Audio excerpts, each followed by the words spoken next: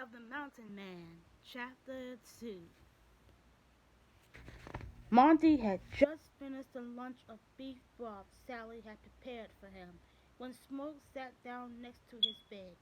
"Hey, partner," Smoke said. "You ready to tell me what happened last night?"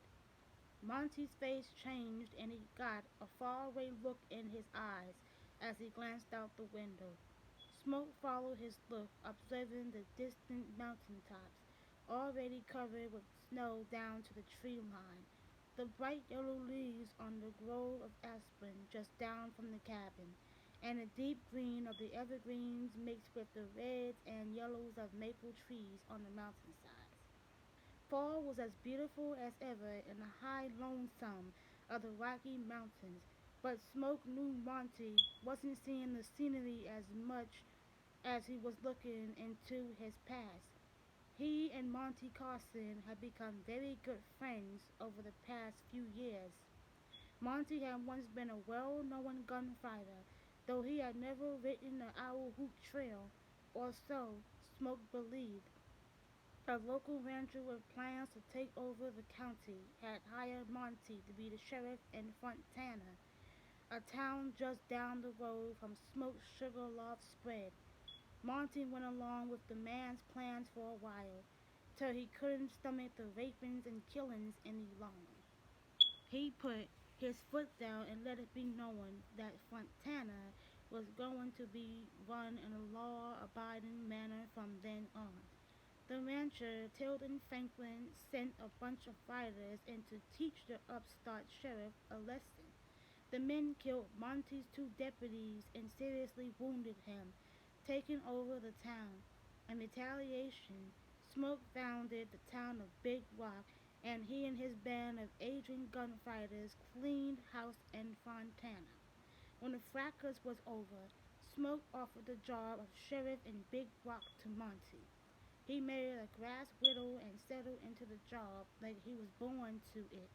Neither Smoke nor the citizens of Big Rock ever had cause to regret his taking the job. When Monty didn't speak, Smoke leaned back and crossed his arms, signaling he was there until he got some answers. "Why don't you start by telling me how you know Big Jim Slaughter?"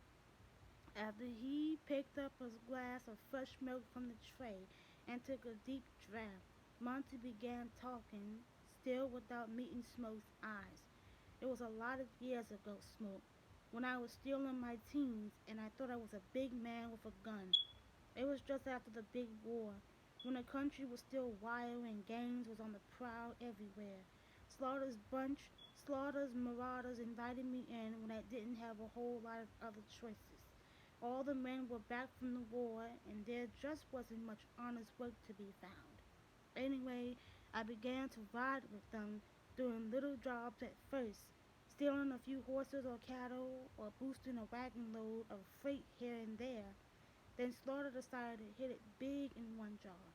He found out from a drunken sergeant in a bar that an army payroll was coming in on a train in a few days. After he got all the details, he planned out how to rob the train. "How many men did he have riding with him at the time?" Smoke asked. "About 10 or so, counting me.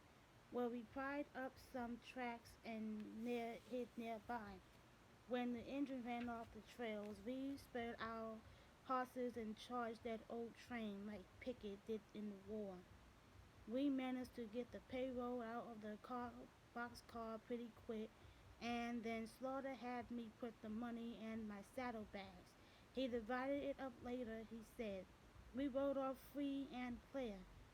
Only somehow an army patrol managed to catch up with us. What did you do?" Monty grinned, his eyes looking inward as he remembered the day. "Slaughter told me to get the hell out of there.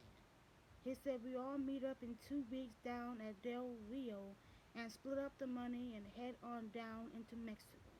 Then we all rode off in different directions with the blue bellies coming on like dogs on a coon's trail. Did you meet up later?"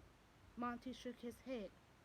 "No, I waited around Del Rio for almost 3 weeks, spending most of my time in bars and cantinas, drinking myself to sleep every night. You see, Smoke, I've never done anything that serious before. Now I knew that I'd never be able to stay in the country, not with the whole government after me. I didn't much like the idea of spending the rest of my life trying to learn to speak Mexican. What did you do when Slaughter didn't show up? I heard from some men in a bar that he'd been shot and killed and his band of marauders was broken up and scattered across the whole territory. So I packed the money in my saddlebags and headed north. I drifted for a while, but never spent any of the money.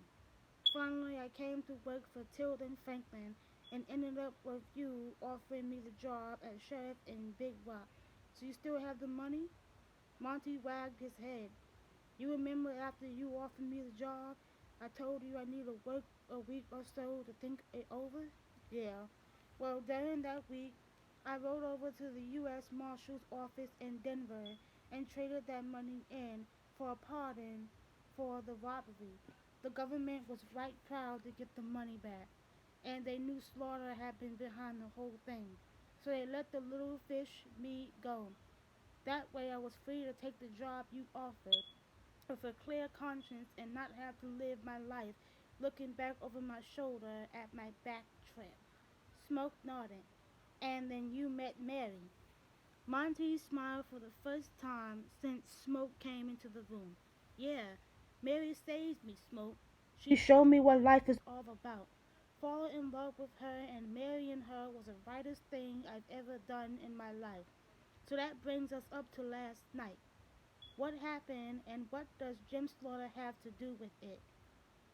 Monty cut tortured eyes towards Smoke, eyes that were wet with unshed tears. I got home late from the office about 8 o'clock. As I rode up to our house, I saw three men sitting on their horses out front. Monty pulled back on the reins, letting his right hand fall to his side and unhooked the hammer thong of his Colt pistol. Howdy, gents, he called. What can I do for you? As he smoked, he let his eyes flick to his house, trying to see if Mary was in sight or if the door was shut. There was no lights on in the house, which only worried him, for she always left a lantern burning on the porch when he was late getting home. Constant, we came to give you a message from Big Jim Slaughter, one of the men said. He was tall and skinny, with a beard hanging down to his chest and scraggly hair sticking out from under his hat. He wore two pistols, butts forward on each hip. They were tied down low, so Monty knew he wasn't a cowboy, but made his living with his guns. Monty's heart beat faster when he heard Slaughter's name. I heard he was dead. One of the other men laughed and then began to choke on his jar of tobacco. Partner, you gonna wish he was dead for all this is over. That's for sure, he finally managed to say. Before what's over? Monty asked, his hand drifting down the rest of his thigh next to his pistol. The third man held his horse closer to Monty and stared at him from under the brim of his hat. Slaughter wants his money, Constant, the whole 50,000. Money recognized the man. He written with Slaughter back when Monty had. His name was Boots Malone, and he was as nasty a specimen of humanity as Monty had ever met. He liked to slice up bar girls with his bowie knife just for fun, and Monty had seen him gun down women and children for no reason other than they were in his way. What if I tell you, Boots, that I don't have it? Boots shifted the toothpick in his mouth from one side to the other, his dead eyes never leaving Monty's. Then I say it's too bad for that pretty little wife of yours. What do you mean? Boots leaned back against the cantle of his saddle. Slaughter took her on over to Robert's Roast near Jackson Hole, Wyoming. He said to tell you he'd keep her there for 4 weeks free from harm, to give you a chance to bring him his money. Then he's gonna start handing her out to the men there in the hole in the wall area. You know the type men on the run who ain't seen a woman in months. You bastard. Boots started to rein his horse around. You got 30 days, Carson. And if you want to see your wife, you're gonna have to stand in line. Monty's pistol appeared in his hand, as if on its own violation.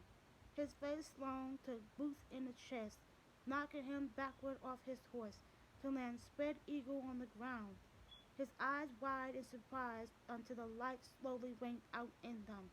The second man had his pistol half out of his holster when Monty shot him in the face, the bullet entering his mouth and blowing out the back of his head, showing the third man with hair and brains and blood as he pulled the trigger on Monty. Monty felt the bullets tear into him, twisting him sideways in his saddle, as his horse danced and whirled, trying to escape the explosions of gunfire. Monty snapped off the shot at the man as he rolled away. The horse flinched and leaned over his saddle horn, but Monty couldn't tell if he hit him or he was just ducking.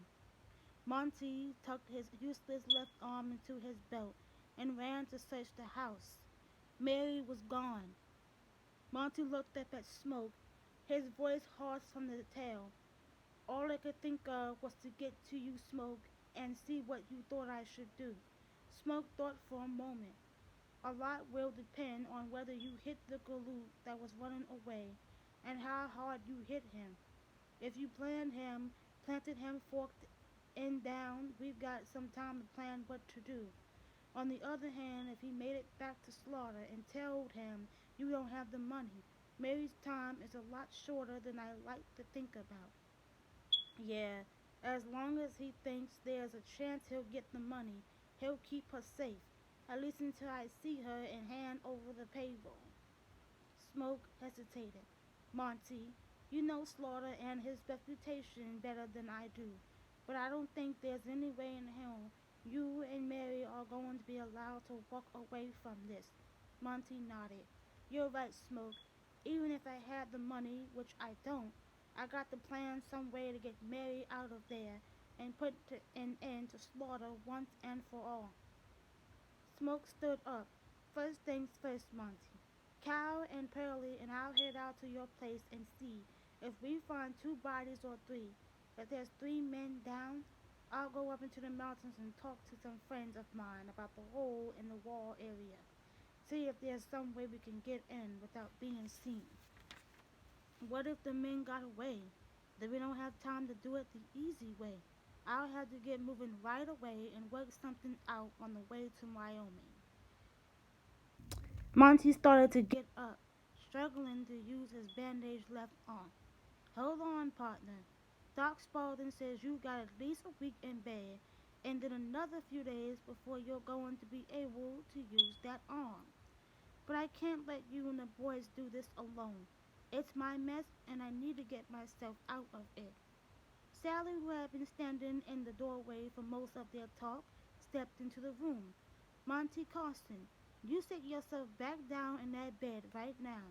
You'll be of no use to Mary if you get those wounds to bleeding and end up killing yourself. You let Smoke and Cal and Pearlie do what they need to while you heal.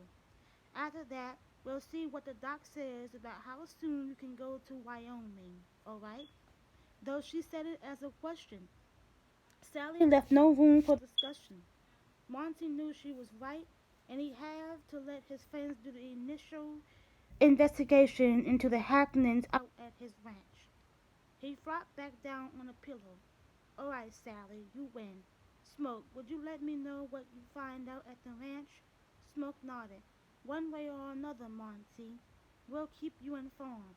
Now you rest up and eat whatever Sally brings you, 'cause you got a lot of blood to make up for what you spilled all over the country between here and your place.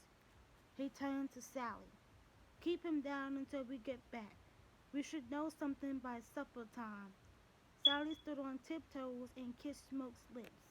You ride with your guns loose, Smoke Jensen. I don't want to have to call Doc Spartan back out here to patch you up, too.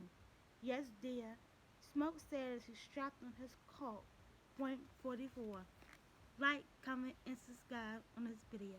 Bye!